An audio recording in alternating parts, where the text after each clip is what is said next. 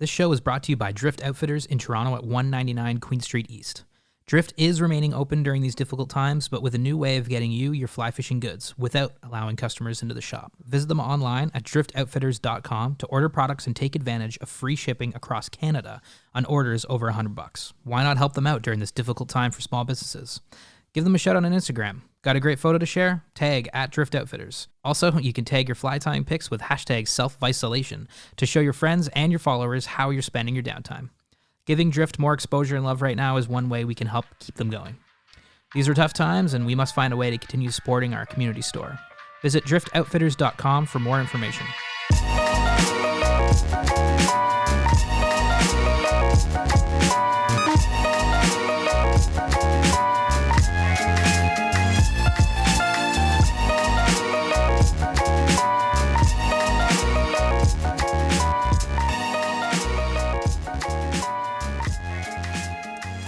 Hello and welcome to another episode of So Fly. It is March 25th. We're still in lockdown. This is your Sunday weekly episode, now that we're doing that. My name is Mitch. We've got Aldo. Hey, everybody. We got Yilma. Hey, everyone.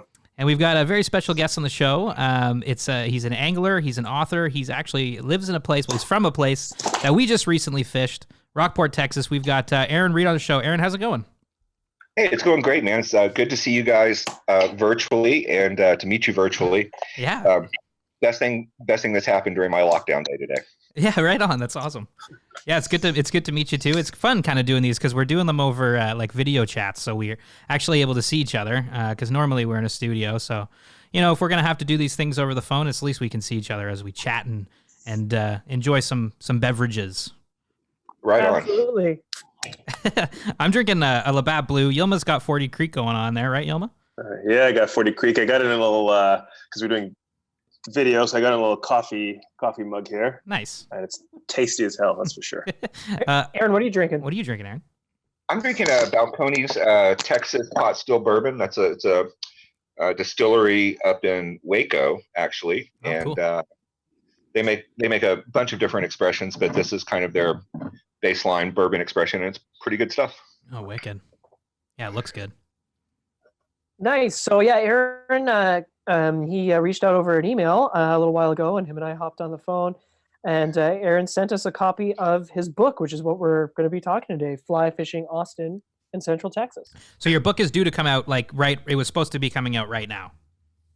Yeah, the official release date is May 1. Yeah. And we had a whole publicity tour planned, and all of our shelter-in-place orders are right now through May 11, and I'm guessing will be extended. So so that's not happening, but the book will still be available. And if you want to get out and practice some social distancing on Central Texas streams, it could help you out. Absolutely. Yeah. Well, I definitely want to hear all about the book.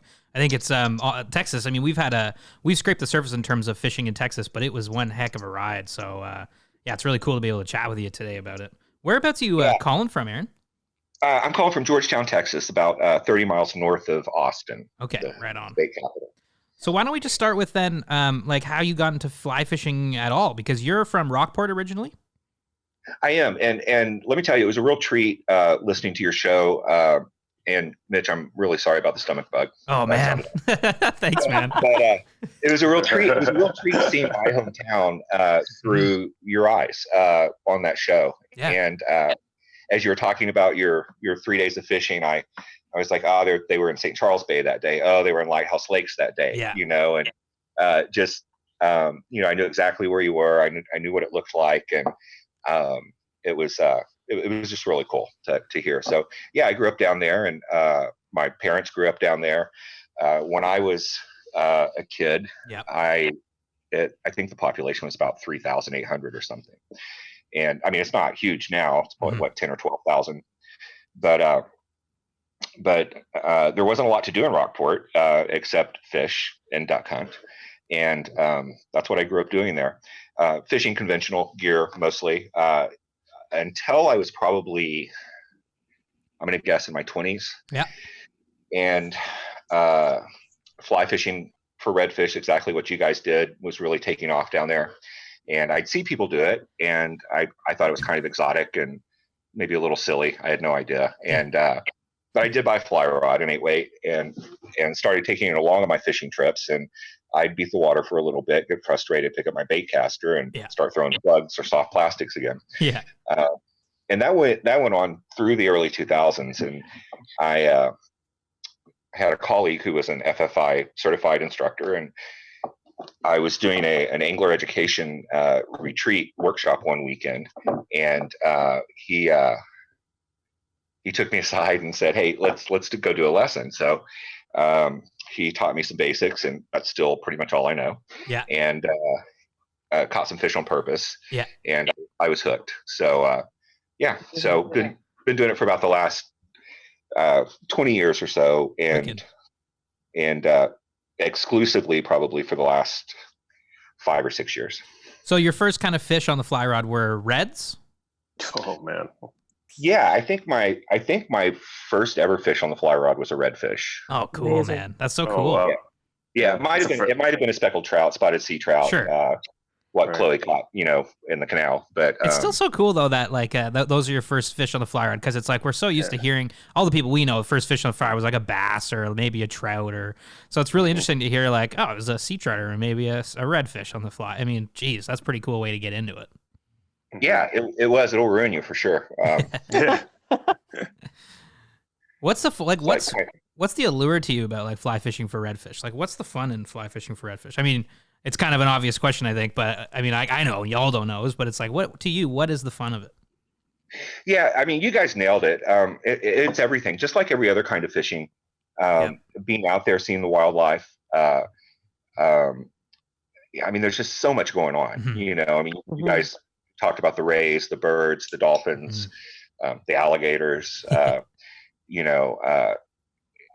mean, that's part of it for sure.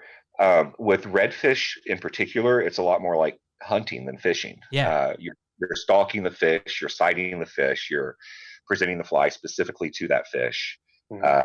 And it's really active. It really engages, every sense that you have, and requires a little bit of technical competence, to get the fly. I mean, fortunately, redfish are stupid, or they're not stupid, they're very aggressive. And They're hungry. but yeah, one of you guys mentioned that you hit the redfish, bonked him on the head, and he turned around and ate the fly. So Yeah. so they're not super choosy. Yeah. Which makes them so fun, Yeah, for sure. And they pull like freight trains. Oh man. You get these explosive takes. And back when I was fishing conventional gear, I fished a lot of topwater plugs, and a redfish has to invert itself to hit a topwater fly or topwater lure because their mouth is underslung, and they would, they'll basically kind of turn over and rocket out of the water to smack that topwater fly or lure. So it can be pretty explosive. Oh man, I bet. Growing up in Rockport, when we were there, Joe, our guide at Blue Lagoon Lodge, was talking about some of the tropical storms that roll through there. Did you live through any tropical storms there? Like, what was it like growing up in Rockport? Yeah, so I imagine you guys had snow days in Ontario. Yeah. We had hurricane days. Jesus. Built into our school schedule. That's for real. hardcore. Yeah. So we and I remember school letting out a couple of times for tropical storms. No hurricanes hit Rockport while I lived there. Yeah. But we had a number of tropical storms, and I remember seeing the water. You guys saw the harbor in downtown Rockport, I'm sure. Yeah. Seeing that water all the way up, over the town, actually, because of the storm surge. And so it was exciting. One thing that happens during those storms down there is the rattlesnakes, or snakes in general, but particularly rattlesnakes that live on the barrier islands, end up on the peninsula. Good God. So as you're like sorting through all the rubble and splintered piers and boats and stuff that are all lining the shore, you've got to be especially careful about the snakes. Good jeez. It rains rattlesnakes. Pretty much, yeah, pretty much. It's crazy, man. Yeah, that's crazy. I was out fishing near St. Charles Bay on on the other side of Blackjack Peninsula, which is the wildlife refuge, I think that's probably where you guys saw the hog. Yeah. Along the intercoastal, and a freaking rattlesnake swam across the intercoastal, like right in front of the boat. Oh man. You know, Whoa. I mean, so you've got rays. Oh, thank you. You've got sharks. You've got Yeah. you know, oysters. You know, you can cut your feet on. Yeah. And apparently you've also got rattlesnakes to worry about out there. That's crazy, man. Yeah, that hog, man. Holy smokes, that was a big pig. I was like, I was standing on the bow, and Aldo was in the boat. Or was it Aldo? Or was it? Well, yeah, it was us. Right? It was Joel. It was Joel, and it was Joe and Joel and I, and we were standing on that boat, and we heard like the earth just moving, and then we looked up, and there was a pig the size of a bus. And Joe was like, I'm more scared of that than I am of that gator. I'm like, gator? I look over, and it's just a giant gator. I'm just like, holy Jesus, this place is crazy. I was fishing out there with some friends one time, some college buddies, and I had the guide drop me off. The boat was a little crowded, so they dropped me off to wade that shoreline in St. Charles Bay on the refuge side. And on the way in, it had rained a lot, so Cavasso Creek and Salt Creek, which run into there, had dumped a bunch of fresh water. And on the way in, we saw these big log-like things laying in the water, and they weren't alligators; they were alligator gar. Oh, And these suckers were like 6 to 8 feet long, right? Yeah. wow. Yeah. And they've got just mouthfuls of prehistoric teeth, you know. And so we saw those, and we're like, oh, that's interesting, you know. And we go a little further, and we see, you know, about an 8-foot alligator, and then we see about a 10-foot alligator. Yeah. Like, oh, that's interesting. So we get up to where they're going to drop me off, and I get out of the boat. I start wading, and I'm casting up towards the shoreline. Here comes a hog. wasn't a refrigerator size hog, but it was a pretty big hog. Yeah. Moseying along the shoreline, and then I hear a commotion behind me, and I turn around, and there's a school of black-tipped sharks just murdering the mullet behind me. Good God. And I pulled out my phone and called the guide, and I said, yeah, just come pick me up now. No shit. That's metal, man. That region's just like hardcore, you know. It was just like the landscape too. It looks just so. I mean, we experienced it. It was so otherworldly in a way, you know, right, Aldo? Yeah. I mean, for us, like we're used to pine trees, and you know what we're used to, pine trees, Black bears, stuff, and exactly. And then I don't know why I was surprised to see dolphins, but I guess it just wasn't in the forefront of my mind. So when we were pulling, like I think I said this on the podcast, when we pulled out on the first day, and not even 2 minutes into the boat ride, there's dolphins porpoising by the boat, and I'm like, yeah, wait, where am I? So and then cool. you're like, then you start remembering, like, oh right, I'm on the Gulf of Mexico, and but so much wildlife. Yeah, man. It was duck opener, which added another layer to the sensory experience. People in fan boats shooting ducks, and so that was pretty funny. I'm just enjoying listening to this because I haven't been, but I can't wait to go. I feel like this is like a tourism ad coming from all three of you guys. I love it. Well, you've got to get back down there. I mean, I'm sure you guys are going to do a repeat trip. I'd love to meet you down there. Yeah. 100%. So growing up duck hunting, we'd build blinds every season. We'd decide, this is the area we want to hunt. We'd go out and build a blind. And I don't duck hunt anymore, but then I would often take my shotgun and a rod with me. And because you'd be sitting there waiting for the birds to fly, and you'd see a redfish tail poke up in the middle of your decoy spread. So cool, right? Yeah, that's such a fun way to just pass the day. Like, geez, Casa Blanca, the finest. Absolutely. Yeah, God, that's cool, man. So, do you go back to fish Rockport often these days, or?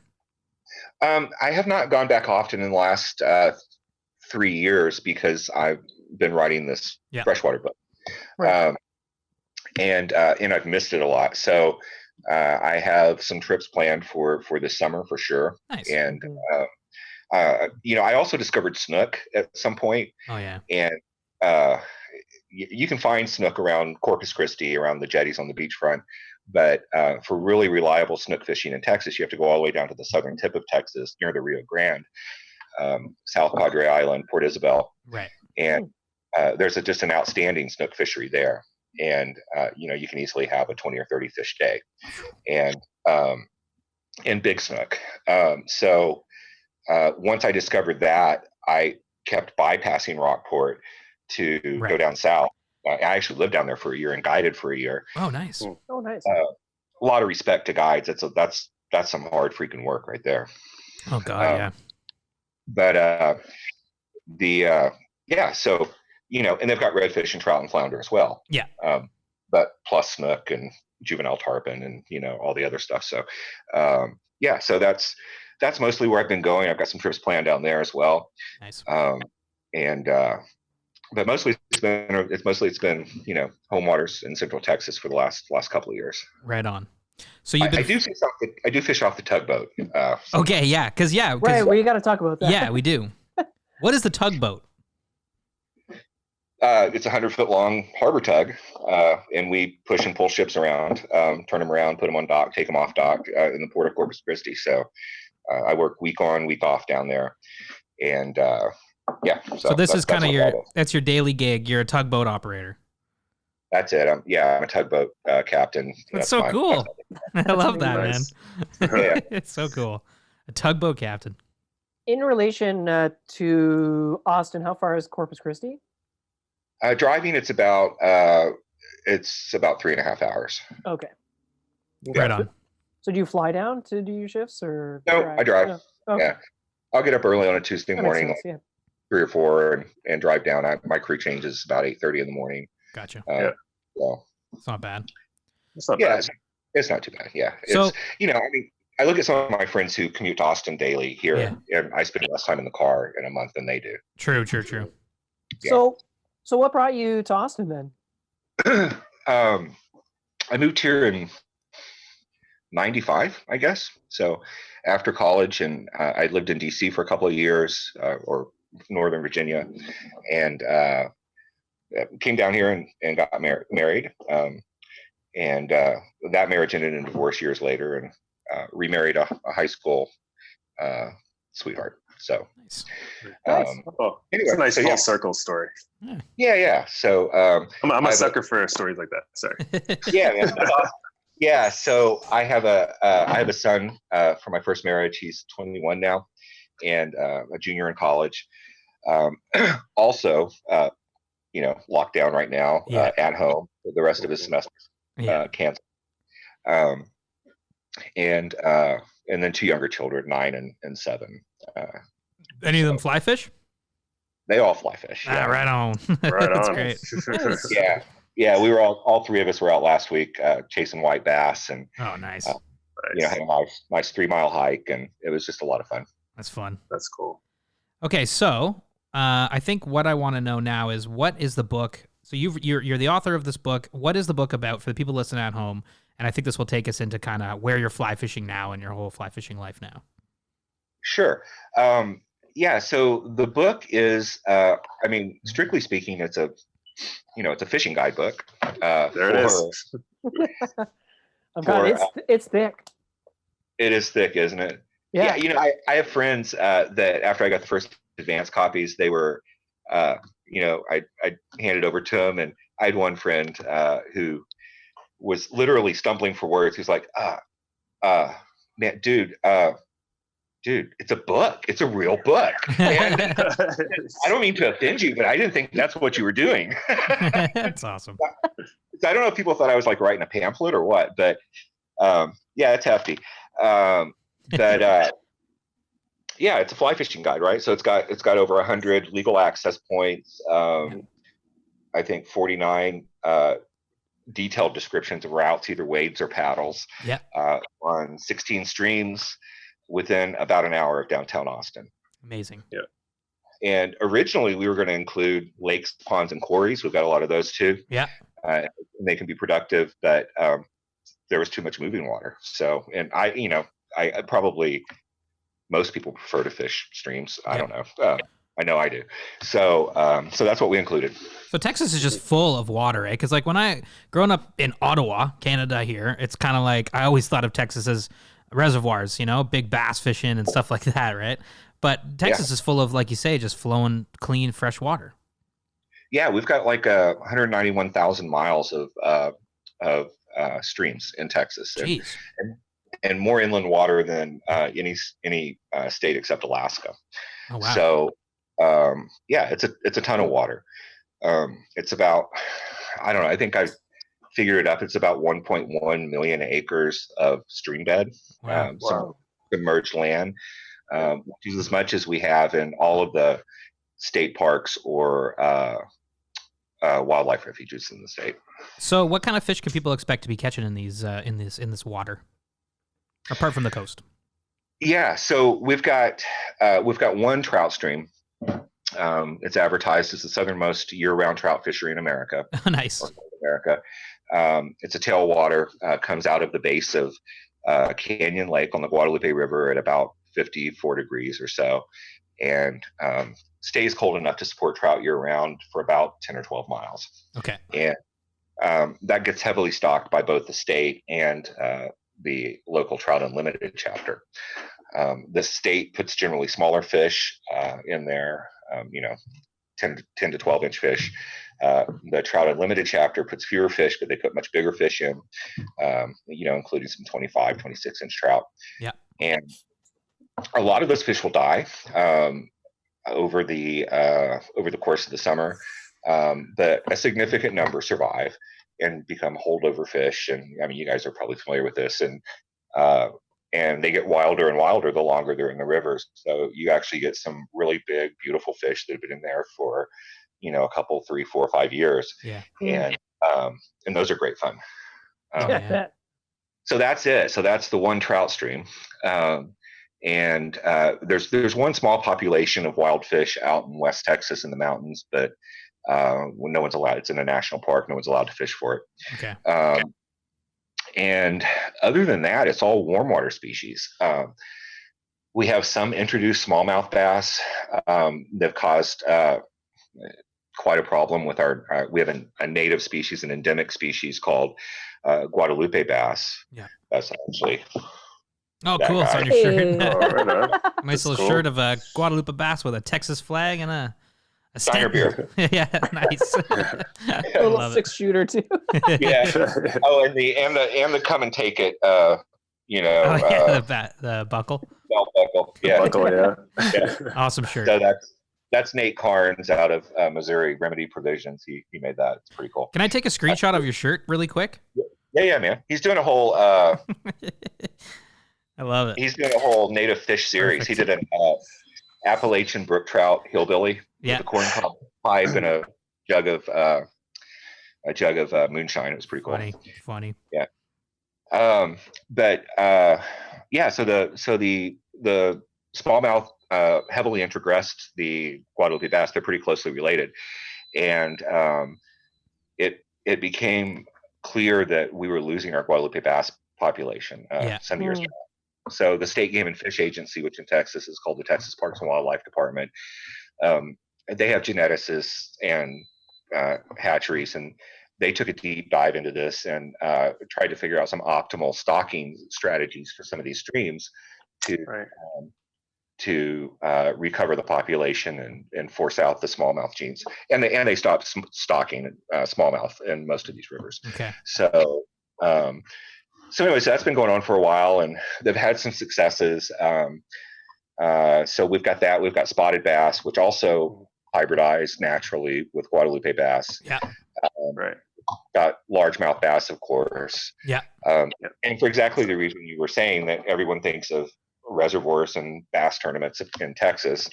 A lot of Florida bass have been introduced in Texas, and those guys have hybridized with primarily our native northern largemouth, the same fish you guys have up there. Yeah. And but so we have that, and probably 5 or 6. I list them in the book, but 5 or 6 species of sunfish.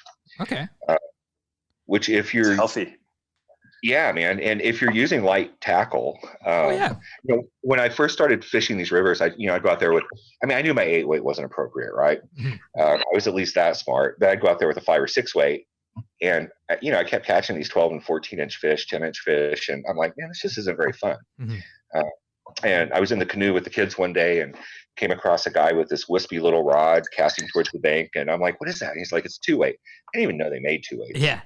And well, I've got like 5 of them now, but so a 2 or 3 weight, kind of covers everything. I mean, you can land carp up to, safely up to 4 or 5 or 6 pounds, and largemouth bass, Guadalupe bass, and the sunfish are still a lot of fun. Yeah. So carp, freshwater drum. I think you guys call them sheepshead up there. We call them gasper goose. Sheepshead. Basically a freshwater redfish, right? Yeah. And those guys are fun. And catfish if you want them. Most of my friends aren't too picky. I mean, if it eats a fly and swims and tugs, we'll fish for it. I love it. I love that, man. That's great. I think that's the way to be. How many? So it's a big fly fishing community down there, eh? Like, is there a lot of people fishing on the fly, or like? I mean, I assume there is with the way you're speaking about it. Well, yeah, God, I hope so, because they printed like 4,000 copies of this book. So hope there are a few. I hope so. No, there. I mean, I don't know how you judge that exactly, but Yeti's headquartered here. Howler Brothers is headquartered here. Oh, true. Howler Bros. I forgot about that. And Yeti. Yeah, exactly. Yeah. Yeah. And big inspiration for us. Yeah. Awesome. Yeah. And they should sponsor you guys, don't you think? Yeah, totally. Totally. We would love that. I'll run down to headquarters and put a word in for you tomorrow or something. Thank you, sir. Appreciate it. But we've got 2 dedicated fly shops here in Austin, one north and one south. Yeah. We've got an Orvis store in Midtown. We've got 3 fly shops along the Guadalupe River, just south of us. Yeah. We've got 5 FFI fly fishing clubs between Waco and San Antonio. Okay, I mean, Colorado. Decent. Colorado has 5 in the entire state. Wow. So yeah, it's a pretty healthy community. My buddies at Living Water Fly Fishing in Round Rock, they do now monthly. They used to do a bi-monthly intro to fly fishing class on Saturdays, free. Yeah. Included casting lessons, what flies to throw, what gear you need, where to go. Cool. And, they would have 50 or 60 people show up. Oh, geez. Wow. That's crazy. Wow. At every one, first time fly fishers. So it's a really cool community. Yeah. Possibly because it's not known as a fly fishing community very widely, I think. Yeah. People here are super friendly. Mm-hmm. They're like willing to show newcomers where to go. And also because we have a lot of water. You talked about earlier about your 2 rivers that are open right now and everybody's there. And I don't know if that's shoulder to shoulder combat fishing like I've seen on some salmon streams or whatever, but it can be. Yeah. Okay. Yeah. So, I mean, down here, it's not like that at all. I mean, you pick a stream and you may see another angler that day. But there's so much great water that there's every chance that you could be the only angler on that stream. That's cool, man. You know what? It's cool. I love seeing the parts of the world, parts of North America that aren't like what you would expect would be a fly fishing community, but they are a fly fishing community, and they're fishing for like bass, and they're fishing for redfish, and they're fishing for like carp and whatever. I think that's so cool because it's like those stories we haven't heard those stories ever, because all we're hearing about is trout from the West and stuff like that. I love those types of communities. It's great. It's cool. kind of like our story around here. Exactly. Yeah. At least you guys fish for a little bit of everything up there, right? Pike, muskie, smallies, and trout. Yeah. I mean, where Mitch and I are from, like that's pretty much warm. It's warm water plus pike. Yep. Yeah. Warm water species where we're from, so it's very much that. It's very much not what you'd expect to be a fly fishing place, but there's a community there too, and I think it's great that stuff kind of stuff's happening, and that more places are getting into fly fishing in a big way. And I agree. Aaron, weren't you telling me that it's one of the largest memberships of Trout Unlimited in the United States? Yeah, it is the largest Trout Unlimited chapter. Guadalupe River Trout Unlimited is the largest Trout Unlimited chapter in the nation. Wow. Or I guess in the world. And you only have one stream. Yeah. We have one stream, yeah. And we've got a couple in Oklahoma, just north of the Texas border. Okay. And a lot of people here do go out west to fish. I mean, it's from Austin, it's about 12 or 13 hours to some really good Rocky Mountain headwater stream. Right. Whatnot. That's not bad. I mean, that's like us going to the Gas Bay or something like that. Yeah, pretty much. And a lot of us do that. Spring through fall. Yeah. So okay, so you wrote this book. What do you how do you want people to use this book? Because I assume you wrote this book for your community and for people that maybe are coming to fish the Austin region, the Texas region. How do you want people to use the book? What is your kind of goal? Yeah, so I mean, I had a couple of goals for the book, and we were feeling our way in a lot of ways. I mean, I've never written a book. I've written a lot of, I've written for a lot of magazines, but I've never written a book before, and it's certainly not a guidebook. So, we had to figure out the format and how to try to make it user friendly. So, I mean, you'll see in the whole first part of the book, we call it First Things. It's the first 58 pages. It's kind of designed to encourage people to start fly fishing, so I hope to reach some conventional anglers, or people who are interested and thought maybe it was too hard or too expensive, and to show them that it's not really. I mean, it's neither of those things, and it's something that really anyone can do, and so that was one goal, to try to contribute a little bit to lowering those barriers to entry to the sport.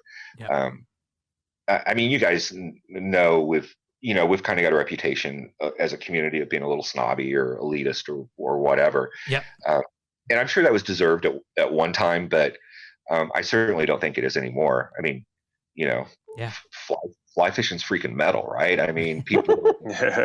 I mean, you've got all sorts of people out there doing this, and all walks of life, and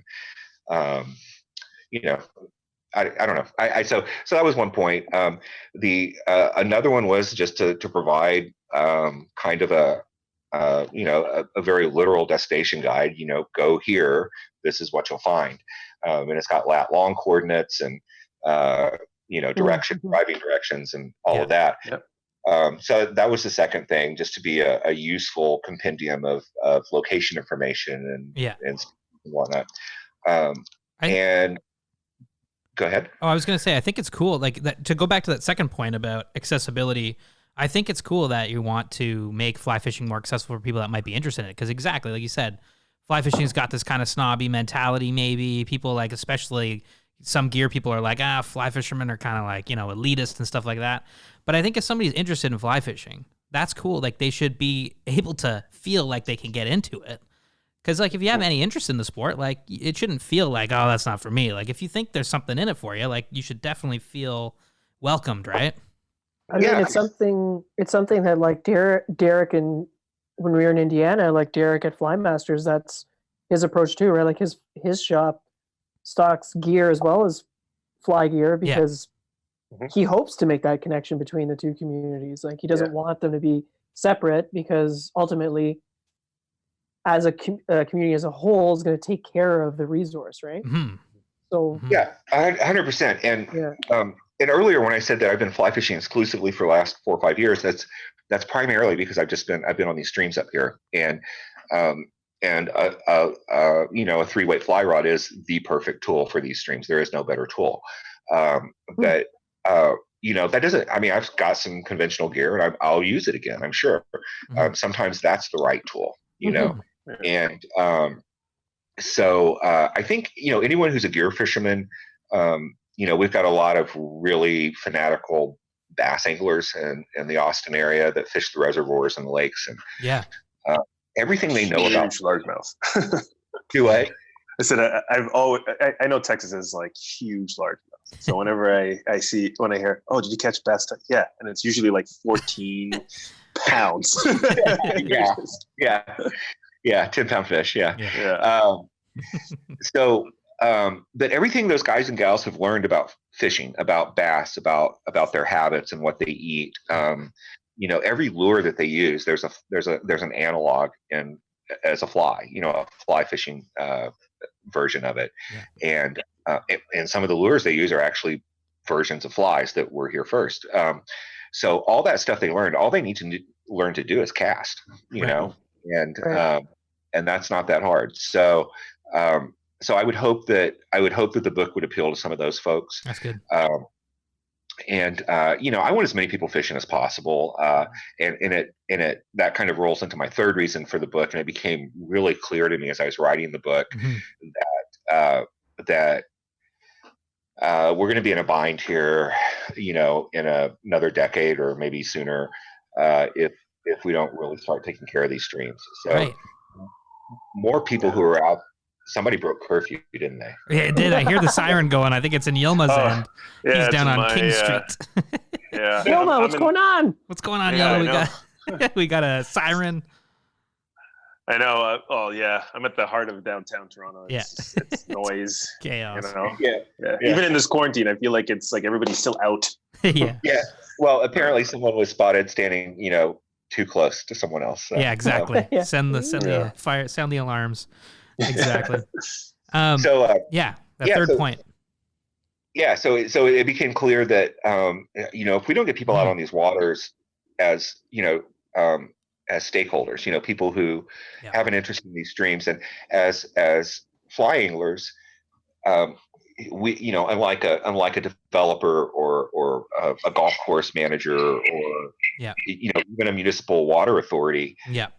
We don't look at water as a commodity. Yeah. We love it for what it is. Nailing it. And I mean, just be a stream. Yes. Be a healthy stream. With the riparian, vegetation and a healthy bug life and healthy fish and adequate flow. That's all we want from it, right? And anglers do that better than a lot of people, right? Because they just see it differently. Whether it's just an innate, an innate connection to the water because they enjoy it. But it's funny you're talking about this because actually today, Yilma sent me us a link in a chat that we have on Instagram this morning in Etobicoke, which is about 20, 30 minutes just west of Toronto.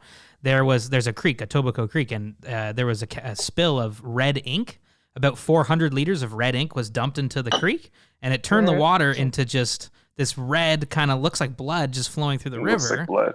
And it's kind of insane because it's like they're fucking revelations is what it is. Exactly. I wonder if somebody's playing a prank on us and saying, "Hey, you know what? I'm going to make this look like Moses just came and it's that's it, man. People are saying that, right? They're saying no, but I think that it's like when Yilma said that, I was like, Jesus, man, like how's this? And the first thing I wanted to know was what are the comments on social media, on the newsletters, what are people saying about this thing? And a lot of people were just like kind of joking and making jokes about it. And I'm like, I get it. I get that you're just laughing it off. It's a tough time right now too. But it's like I want to know like who the hell did this? Who's responsible for this thing? This kind of stuff can't happen. And I feel like more invested in. I feel more angry about it. I think because I'm an angler, and I think a lot of people are just kind of like, oh, there's this creek that's in my backyard, and Red, look at that. This is our buddy. He came on the show once. His name is Josh on the fly. Yeah, he sent me this, and he's like, the creek's red. Yeah, Josh. Yeah. So wow. So are the fish affected? Is the bugs? Are they affected? Do we know? Has there been a fish? We don't even know this morning. Yeah. I don't know what Sorry, Yilma. What?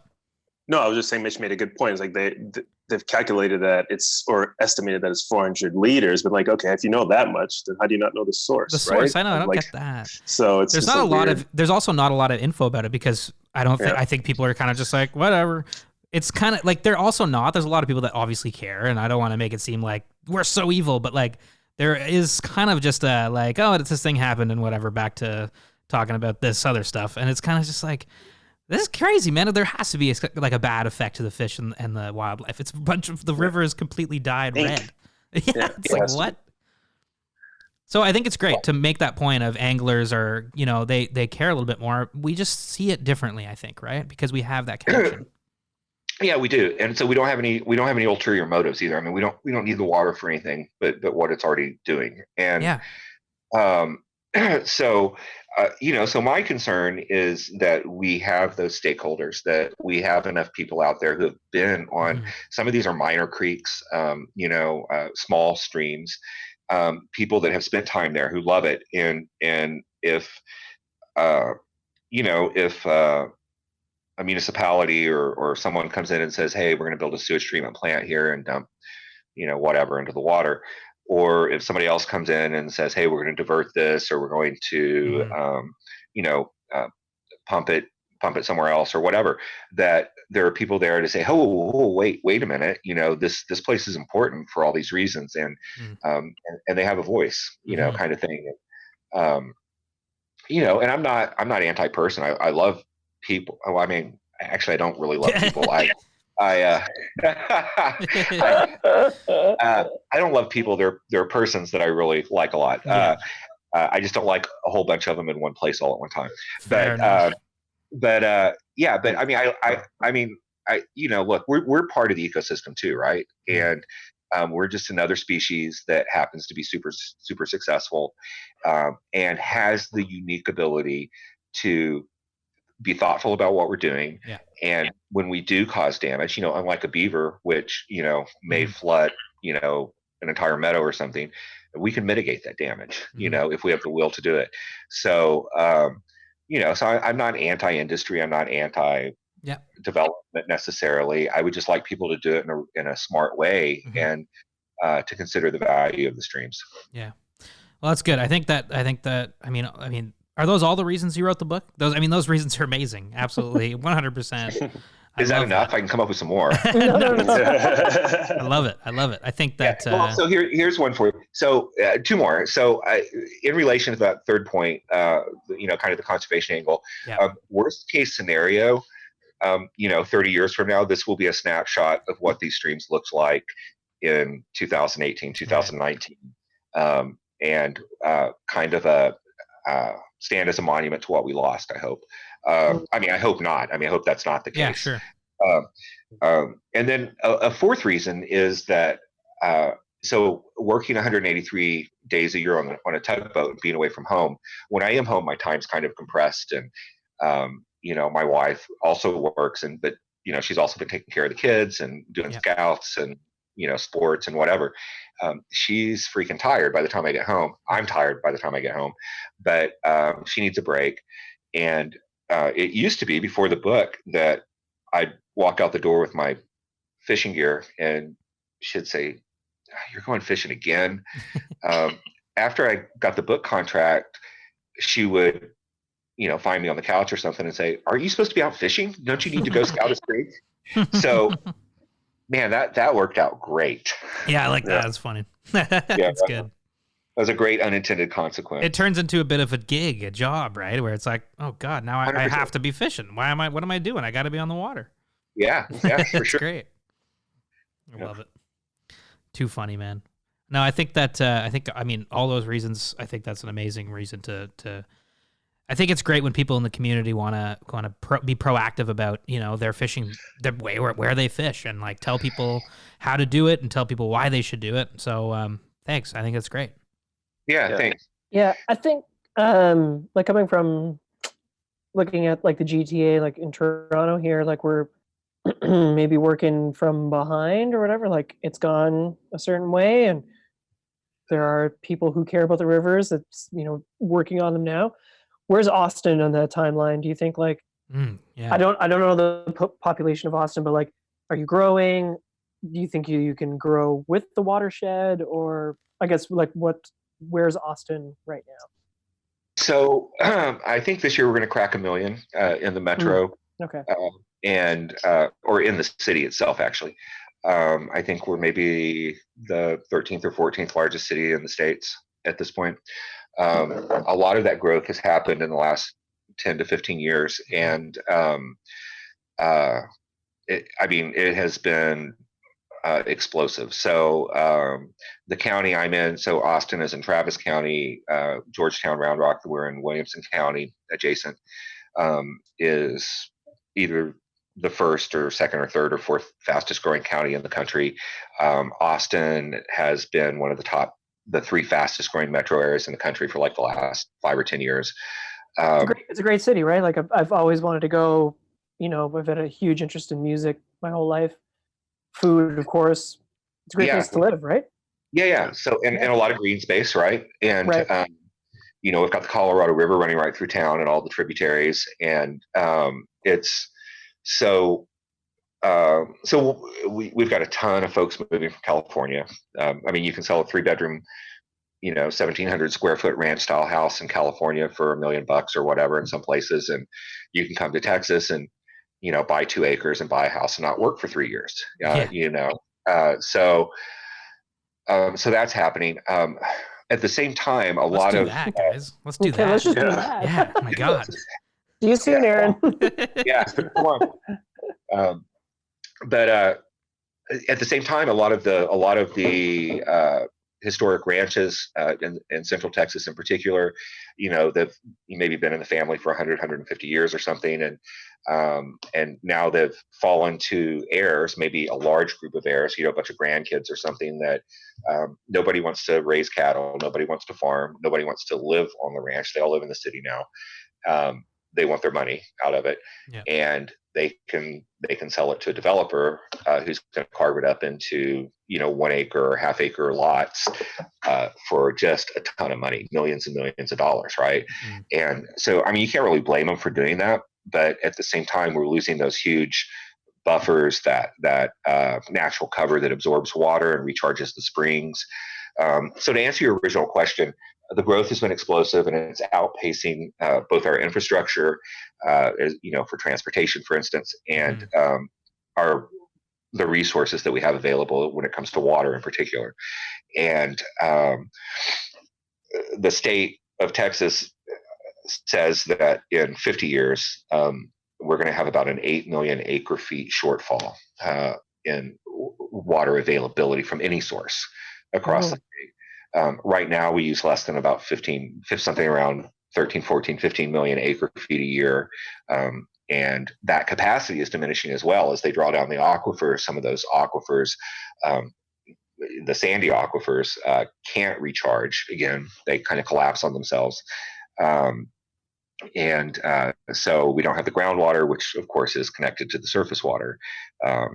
So it's a real problem. I think seawater desalination will be important in the future. We've got lots of brackish groundwater desal plants operating in Texas already. The first seawater desal plant is supposed to go in down near Rockport. And there's a lot of opposition locally. People are real worried about that. And I don't think they're paying attention to the fact that if, with that huge shortfall that we have coming up, that if we don't figure out an alternate source of water, that 8 million acre feet shortfall in 50 years and maybe sooner leaves nothing for the streams, leaves nothing for environmental flows. And of course, those rivers feed the estuaries, which create all that life that you guys saw when you were down there. So there's currently a struggle between development and maintaining the ecosystems. I don't think it's gotten to the point where there's a struggle. I mean, there are certainly conservation groups that have sprung up around specific projects and specific streams. For a long time, there's a pretty powerful nonprofit in Austin called the Save Our Springs Alliance, or Save Our Springs Coalition, SOS. And they were created specifically to protect Barton Springs, which is right downtown. And there's an endangered salamander that only lives there. And in fact, a lot of our springs, including in Georgetown and other places, have these salamanders that evolved in that spring and are found nowhere else. So they use the Endangered Species Act and some other laws to protect the Barton Springs themselves, and also the aquifer recharge zone, and impose some development limits there. That's cool. So those things have happened, but I would say that we're just kind of waking up to it right now, and people are starting to get a little bit organized, and one of the first steps is collecting baseline data on water quality and fish communities. So I think that's where we are right now. I hope we're in time. Yeah, I hope so too. But I mean, it seems like you're at a point of opportunity where like the development hasn't happened yet. So maybe I'm wrong. No, it's happening. It's happening. It's happening, right? Yeah, as we speak. Yeah, I mean, we're talking some of these ranches, especially the ones I pay attention to the ones along the rivers. Yeah, are being converted into 400, 500, 600 home subdivisions. Neighborhoods. Yeah, subdivisions. Exactly. Jeez. Yeah, and so that's added impervious cover. That's more fertilizers on lawns. That's and we've seen it. We've seen especially during the summer, we'll get some big algae blooms on some of these streams. And it's unfortunate. So it's a guarantee that of all of the, the 48 described reaches of water in the book, that if you were to fish all 48 in a week, at least one of those places would be compromised, and Gosh. you'd say you didn't want to get in the water there, Yeah. because that's just where we are right now. Now it'll flush out in the next big rain and be great again, and then it might be some other place, that's not welcoming. So so it's happening right now. Yeah. Hmm. Well, even more reason for, anglers and conservationists to mobilize and mitigate any kind of negative influence that has, right? I think good time for your book to come out. That's for sure. Right? Yeah, for sure. One thing I'm kind of curious about, and this is kind of more of a broad kind of thing, but Sure. Texas angler, in and around Austin, what does a typical fishing outing look like? Like, you're like, I'm going to go hit the water. What do you do? Where's your favorite river? You don't have to say the name if you want to protect it, but what is your favorite kind of stream? What is the kind of fly? Book of names. That's true. But people got to read it, pick up the book, give it a read, and then you'll be in on the information. The podcast's too accessible, man. Like, what is your kind of, what's your ideal fishing day look like in Texas? Yeah. So, and listen, I don't mind giving names. Like Alda said, that's what I did. And plus I just busted out, Joe and Matt's spots earlier. So just from listening to the podcast, but Sorry, Joe. no, Sorry, Joe. Yeah, it's, so they're pickup trips. I mean, and this may just be me, I don't plan ahead a lot on these things when I'm just fishing. I mean, I had to for the book, but so tomorrow afternoon, we're homeschooling the kids now, and they're out for the rest of the year, it looks like. Right. Tomorrow we're going to have a field trip. I'm thinking to the North San Gabriel River. The white bass run should still be happening. Nice. So we're going to take a 1.5 mile hike downstream until we get to where the fish are and maybe catch some fish, and so I'll probably tie up some small, size 8 or 10 clousers, some flashy clousers for the white bass this evening. Okay. And I'm a just-in-time fly tire. I'm like, what do I need tomorrow? Yeah, I hear you. Same, man. Yeah, in a big way. Like, maybe bring the time material and try and crack off a few squirmy worms in the trunk before Yeah, exactly. Yeah, before hitting the river. Yeah. Device on the dashboard. Yeah. But so that's tomorrow. So let me see. Saturday, I've actually got a date, a fly fishing date. We're doing a buddy of mine who's a guide down here, Texas Monthly, which is a fairly big publication here, and does a lot of long form creative nonfiction. Oh, cool. They are doing an overall story on fishing in Texas. Cool. But it includes fly fishing, of course. And so we took the writer on a float trip down the river fishing for rainbow trout 2 weeks ago or something, and now they want to send a photographer out and get some photos. So that's cool. So I'm meeting him and the photographer Saturday morning early to all be 6 feet apart, and so we can't all go down the river in the raft now, which is that's interesting. That's true, right? So some of us are gonna have to wait up, but that's fine. And so that's planned. Tomorrow afternoon, I've got a buddy who's a surgeon here in town, a physician, and he's going to be on call for the hospital, but probably won't have a lot to do, hopefully. And if he has a little free time, we may meet down at Brushy Creek in Round Rock and fish for an hour.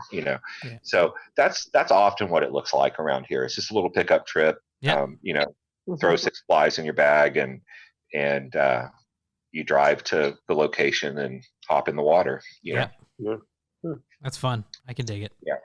Hey, and man. right here in Georgetown, we've got Berry Creek, and we've got three forks of the San Gabriel River. Yeah. And they're all different. They all offer something different. They're all fishable, accessible. So there's just a ton of water. That's cool, man. I can dig it. I think What do you guys say, Aldo? I was just gonna say, I've got the book in front of me. I'm just flipping through the photos and it's just such a varied Yeah, I'm doing the same. waterway. Like I'm looking at waterfalls. I'm looking at, Yeah. I'm looking at really, really clear streams with like thick brush, but then there's also like, I don't know, like it just seems like Such a there's so many melange. options. Yeah. Yeah, a nice variety of ecosystems to explore. Yeah, I think that's true. In a variety of fish too. There's Yes. some of the trout streams that I fish out in New Mexico and Colorado and Arizona are they're essentially salmonid monocultures, right? I mean, that's all that lives there. Maybe some creek chubs or something, but that's it. I mean, you've got one species of fish there, and here it's almost like saltwater fishing, where you never know quite what you're going to catch. I mean, Right. might be a flounder, right? I mean, you never know. And I mean, it's not going to be a flounder in the river, but it could be a red horse sucker. It could be a freshwater drum. Could be sunfish, bass, whatever. Yeah. Going back to the fish just really quick. So you have the Guadalupe bass, which is a native species, but there's also something in your book that I'd never heard of before. And I'm going to butcher the pronunciation, but a cichlid? Oh, cichlid. Cichlid. Yeah. So, So that's an aquarium. That's a very popular aquarium fish. Okay. You guys might be able to find it at PetSmart or whatever you have in town there. You got it. Yeah, as called they'll call it a Texas cichlid. We call it a Rio Grande cichlid. It's the only cichlid species that is native to North America and or native to the United States, I should say. I mean, Mexico is part of North America, but its actual historic range is limited to South Texas, the Rio Grande River, and possibly and its tributaries, and possibly the Nueces River. In 1928 or 29, for reasons that I swear to God, I called so many people at U.S. Fish and Wildlife Service to try to figure out why they did this. Nobody knows.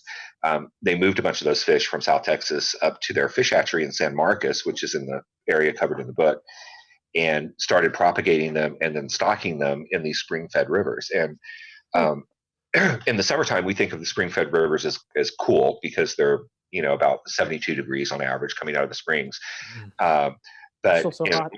In wintertime, that's warm, right? And so these spring-fed rivers provide a thermal refuge for the cichlids, and they do quite well. We don't see them a lot in wintertime. They kind of disappear. I've always pictured them like, with their little fish suitcases boarding a bus for Mexico. Like people going to Florida from New York or something. And so they go hide out, they congregate around streams or do something. I don't know what they do. But then springtime comes around and they've got a really long breeding season, spawning season. So we start seeing them about this time of year, and then all the way through October, November. And they get to about 12 or 14 inches. I mean, they're a panfish, but they're strikingly colored. They look like saltwater fish. Yeah, they look like a reef fish almost, don't they? Yeah. Blue, aqua spots all over them. And one of my friends says it's like holding the Milky Way or something, which I thought was really cool. That's really romantic. It is a really cool way to look at it. Mm-hmm. Yeah, and they're picky. And they're brood garters. So after they hatch about 2,000 eggs, the parents hang around and guard their fry. And they fight like crazy. They use that broad body really to their advantage. Just like a huge bluegill or something. And they're a lot of fun to catch. That's cool. They look super cool. Really cool. Yeah, you guys come down and we'll get you Guadalupe bass and cichlids and whatever else you don't normally encounter. Sounds good to us, man. We're definitely down for that. Another redfish trip too, maybe. I've got this idea where we fly into Austin, we all fish for a bit, and then get in a car and drive to Rockport and go bug Joe. Yeah, I have that same idea too. Actually, same idea, kind of. Yeah. That'd be fun. So in a lot of the waterways, the smallmouth, do they all have that similar sort of like overall brown and bronzy kind of color? Because it's almost like they're missing their stripes a little bit for the smallmouth, because there's such a contrast up where we are. But now that I'm looking at like this, they're almost like spots. It's kind of lovely. So you're talking about the smallmouth or the guad? No, the smallies. Yeah. So we do see some really vividly vertically barred fish. Kind of typical of what you would see where you are, but we have a lot that are a little more uniform, kind of a brown color. And it could be also that those are hybrids. I don't know for sure. Yeah, that's interesting. Yeah. So, I mean, they've been quite successful in hybridizing with Guadalupe bass and smallmouth spotted bass as well. Spotted bass, here. Yeah, and we even have some. Our geneticists at the state have found fish that are tri-hybrids that have spotted Guadalupe and smallmouth genes. They have even found a couple of fish that are quad hybrids that have largemouth, smallmouth, spotted, and Guadalupe genes. So, Whoa. That's cool. That's interesting. Yeah. So very fruitful, healthy area. Yeah, for sure. Yeah. It's awesome. I think. Do you know what I think it's time for? Mitchie's Fishies Really? 5, baby. We can go on forever though. I know, but the reason I'm so excited is because I have a sound effect for it, because I recorded a sound effect for this, for Mitchie's Fishies 5, which is the segment of the show where we ask those same 5 questions to our guests. But it's... Did I ruin it? I'm going to see if it works. I'm going to... Mitchie's Fishies 5. Hey, look at that. It worked. It's just me singing it. All right. It's just you drunk singing that? Yeah, it's just me singing it. I recorded it the other night. It's the way to intro 5. Mitchie's Fishies 5. Like I said, the same 5 questions we ask every time to our guests. Aaron, are you ready to Mitchie's Fishies 5? Yeah, man, I guess. Okay, wicked. I can't wait for these responses. Okay, so the first one we got here is, what is your favorite fish and why? I'd love to say it's one of these fish that I've been, that I included in the book, but it's not. It's and I love all those fish. Yeah. But it's got to be the snook. Cool. Interesting. Yeah, they're just. I mean, they're such amazing. I think they're gorgeous, and they, they're ambush predators. They eat like bass. They've got a bass like a big old bucket mouth on them. Yep. They are challenging to catch, and when you do hook one, it pulls like a redfish and jumps like a tarpon. I mean, what more could you want, right? Oh man, I've seen photos and videos of people catching snook, and they look buck wild. Like, I'd love to catch a snook. They're buck wild. Yeah, they're so cool, wild. And they're so cool looking too. Like that big black stripe down their side. Yeah, it's got a racing stripe. Well, I mean, what more do you want from a fish, right? I remember when I caught my first one in Florida. It was like you said, buck wild. Just took off. Yeah. Did you guys catch some in Mexico when you were down there? I hooked one. I hooked one and lost one. We saw a ton though. Yeah. But our guide Rhett, he said they're notoriously picky. So what they do is they kind of like hang in the surf, like about 2-3 feet from, basically the shore. Yeah, right. Sure, yeah. So you're up on the shore, and you can spot them pretty easily, and they look like big submarines, and they're big fish. But yeah, they're pretty picky. I hooked one and I came back with a scale.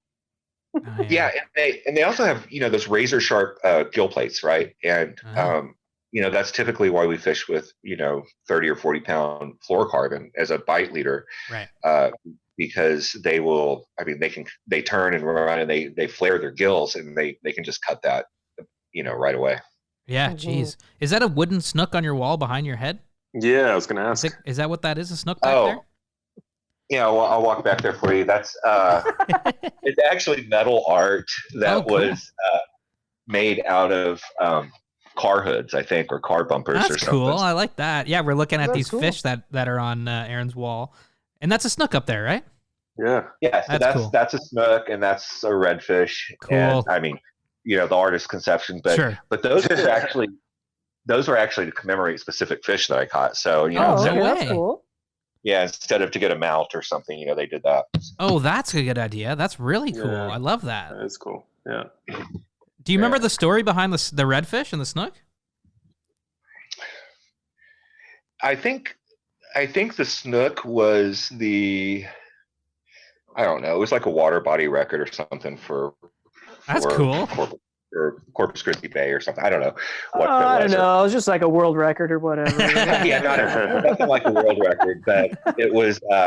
it was something like that, or maybe it was the first slot size snook I caught. I love that they did metal I don't know. fish, man. I love that. Instead of mounting the Yeah. fish, they just make it. That's super cool. I love that. I love Yeah, it. Great, man. Mitchie's fishing number 2, baby. Here we go. If you could fish anywhere in the world right now, where would you go and why? Anywhere. Assuming it's the best time to go, best season, where would you go? So John Gurek writes about Labrador a lot, Yeah. and the huge brook trout there. Yeah. And I think despite the mosquitoes and the black flies, that's probably at the top of my bucket list. Yeah, that's where you want to go and try to fish out east, Eastern Canada. Yeah, I think so, man. Because I've caught brook trout, but never a native brook trout, and never a huge brook trout, and I've never caught a salmon. So if I could go to a river where I'd have shots at both of those out in the middle of freaking nowhere, I think that would be awesome. Come on up, dude. Banging answer, absolute banging We'll join answer. you. It's I mean, we'd love to go fish out in Labrador too. It looks absolutely insane. Yeah, it's crazy. John was Crazy. telling us about it, and it's just like, good Lord, the pictures and the stories. It's just like, 100%. Yeah, and Newfoundland's got to have some of that too, right? I mean, I would guess. Yeah. I mean, the Gas Bay, all the way to the Gas Bay was Atlantic salmon, and all over Quebec is big brookies, and Northern Ontario's got big brook trout fishing, and oh man, no, Canada's right for that kind of stuff. Yeah, I think with Newfoundland, right? It's the island, so they don't get as much as those of those inland brookies. Mm-hmm. Okay. Labrador does, because Labrador is like the north. Like if you look at where Quebec is, Labrador is like kind of the northeastern tip of that, right? Right. They're like north.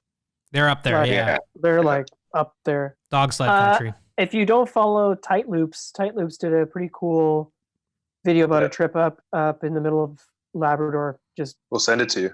catching. Yeah, huge please do. brookies. Yeah, that'd be awesome. Really, it didn't hit the festival circuit or whatever, but I know the Drake gave it a lot of love. But Tight Loops are pretty cool filmmakers, and they love. Yeah. They're That was a obsessed with great brook trout for some reason. And they went up there, and Check that Awesome. out. Great answer. Yeah, great answer. Number 3, what is your best or favorite fishing memory? Favorite fishing memory. Tough. It is a tough one. That's a tough one.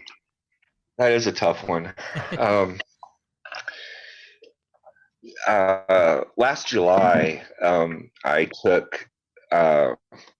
we took a family. It was supposed to be a family vacation. My wife got sick; she didn't go, so it ended up being me, my oldest son Patrick, and then my 2 younger sons Connor and Aiden. And so we did some last minute, molding of the schedule, because it had included things like hotels and resorts, and so it became a strictly camping trip with the guys. Cool. And we drove 13 hours out to a place just north of Taos, New Mexico, a segment of the Carson National Forest called Valle Vidal. Yeah.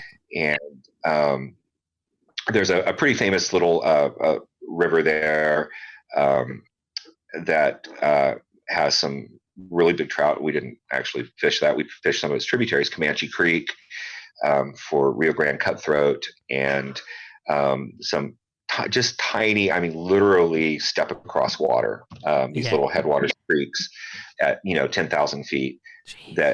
that held native fish. And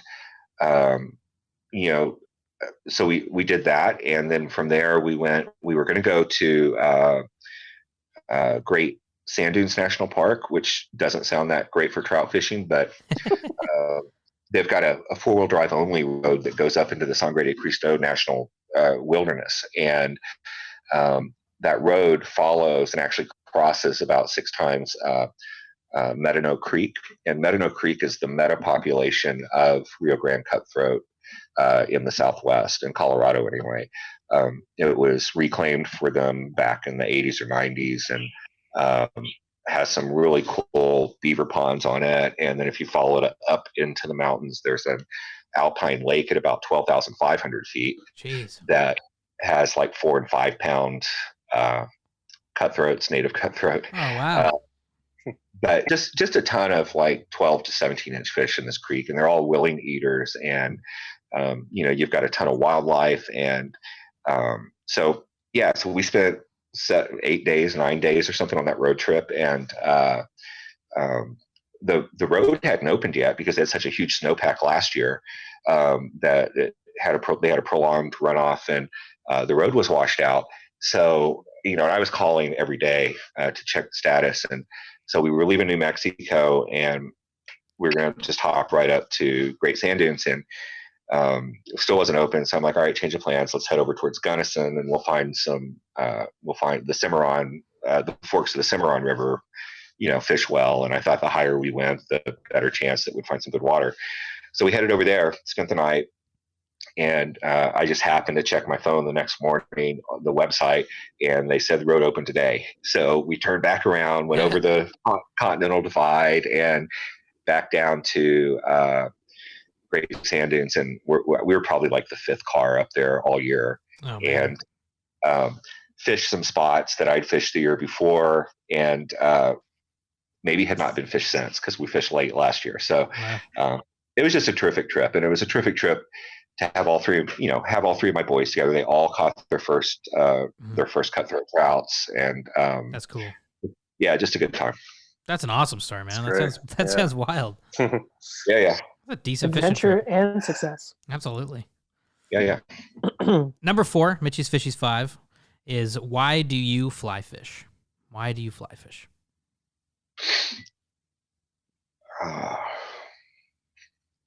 Well, I can't not fly fish, right? I mean, yeah.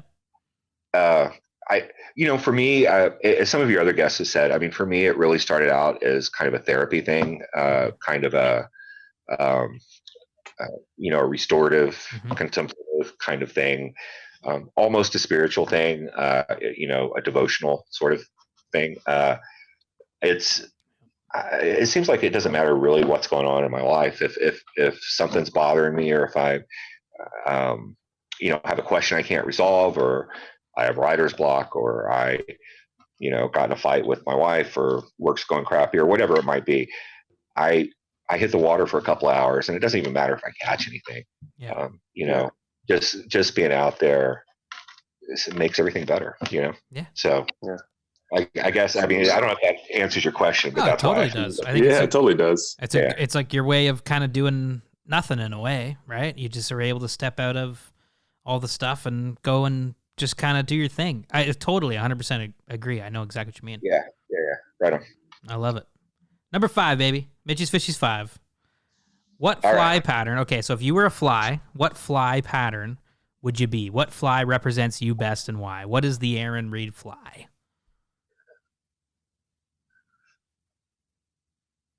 I bet it's going to be a redfish. So I actually gave this some thought, this particular question, because, I'm a fan of the podcast, so I know this is coming. Yeah, it's coming. So, and I still wasn't able to settle on anything. So I wanted to say orange stemmy. Okay. Because, I mean, I get, what is that supposed to look like, a salmon fly or something? I mean, I've never fished a place with salmon flies, so I don't know. Yeah. But it also, they work up here. Yeah, they do work for you guys. Yep. Yeah. So, I mean, it can also mimic a hopper, right? And native trout in Colorado, Arizona, and New Mexico love them. Yep. I was going to say that, but I think I'm going to give some props to my buddy Matt Bennett. He's a signature tire here in Austin. His flies are in the book. But the carpet bomb. Carpet bomb. Okay. What is the carpet bomb? Oh, you're showing us right now. We're gonna have to get a picture of this thing. That fly looks great. The carpet bomb. Yeah. Locked and loaded. Yeah. Oh, yeah. You look clouser-ish. You can tie it from like size 4 down to like, I think Matt ties it down to size 10. But there's a better picture in the book if you guys want to look at it. But I love it. I think I saw it. It could be a crawfish. Yeah. It could be a dragonfly nymph. Yep. You don't really know. And even though it's named for carp, it's a fantastic bass fly. Oh, I bet. It looks like it. Oh, man. It looks like it, yeah.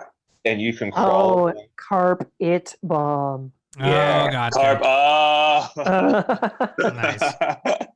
And you can crawl it along the bottom like a crawfish. You can fish it like a streamer. Yeah. And it's I mean I've caught trout on this in Arizona. I've caught bass on it. I've caught carp on it. I've caught catfish on it. I've caught sunfish on it. I caught a redfish on it. I was going to say you could probably catch redfish on it. Yeah, as a matter of fact, Matt makes some saltwater versions in kind of like crabby, shrimpy colors. Love it. But yeah, it's just a great all-purpose fly. I mean, if I only had one fly to fish, it would be a clouser or this. So if you were a fly, you'd be the carpet bomb. I would, because you don't really know what it is, but somehow it works. I love it. I love it. It's perfect for smallmouth. I love it. It's a great fly. 100% that thing works for smallmouth. Yeah. Amazing. Big time. That's it for Mitchie's Fishies 5, man. I love those answers. They're great.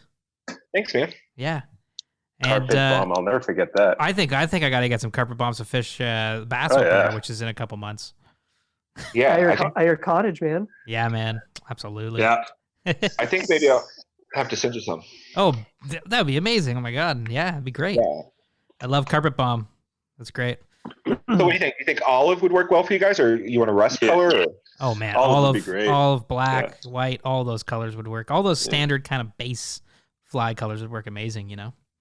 Right on. All right, I'll get you some. Ooh. Aaron, thank you, man. Thank you so much for coming man. on the show today, dude. Like, this has been an absolute pleasure speaking to you. Yeah, man, it's been a blast. I really have enjoyed it, and like I said, I'm just a huge fan of the show, and appreciate you guys letting me talk about the book. Oh man, of course. that means so much to our us. pleasure. I mean, it's an awesome book. Like Great it's book. it's a wealth of knowledge. Like there's, like I said, there's a ton of streams and river knowledge, and it really makes you open your eyes to Central Texas Yeah. as a serious fishing destination, which is awesome. Right on. Yeah, and craft breweries and distilleries and Yep. And bourbon. well, The Yeah, whole culture, the whole Yeah. culture of it. I think it's Everything. Yeah. I think it's very cool that Texas has such an interesting fly fishing community, and that our kind of experiences have crossed paths in a way. You know that we fish Rockport. You grew up in Rockport. First fish on the fly was a redfish down there. I think that's super cool. Yeah, it's super yeah, for cool. sure, man. And honestly, I mean, next time you guys come in, fly into Austin, Yeah. and Yeah. rent a car, and we'll do some fishing around here, and And we'll head go south. bug Joe. Yeah, you better Lombardo. believe it. Yeah. We definitely Absolutely. 100%, man. Yeah, Love as a matter Joe. of fact, since Joe lives here half time, you don't even have to rent a car. We'll just all drive down together or something, Yeah. Perfect. Yeah. I love and it. there's some fantastic barbecue between here Oh, and baby. Rockport. baby. Don't Speaking worry. our language.